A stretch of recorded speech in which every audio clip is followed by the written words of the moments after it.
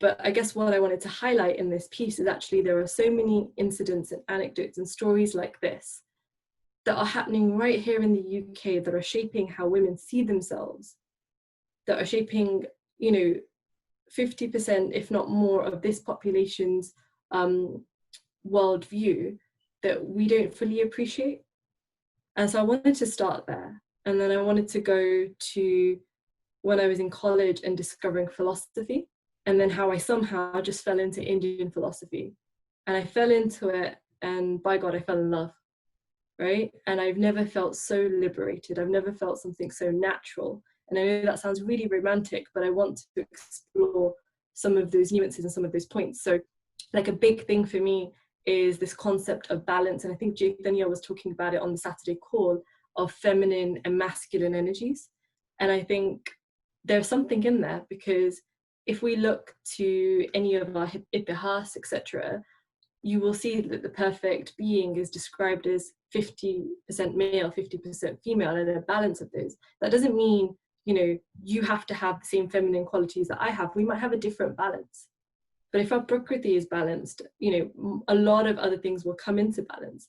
And I think that actually the dharmic view of a woman's place in the world, I don't like that phrasing, but a dharmic view of femininity is so empowering, yet so distinct and different to feminism.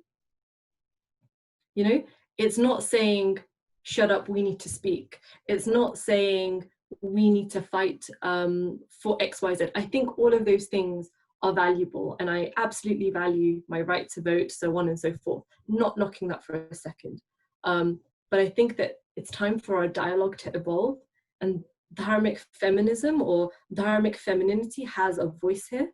And I guess through my piece, what I'm hoping to explore is actually starting from maybe something like polar opposite, how I've been able to have an evolving understanding and arrive at something that I really value. Like, I think it's so fundamental to my core to be able to appreciate how, you know, femininity can be expressed not just from individuals, but through organizations, through how we conduct ourselves, to how we lead. You know, so many of our Vivid Kshetras are very feminine in how they are democratic in their decision making. You take everyone on the journey with you. It's not paternal with a top-down order system.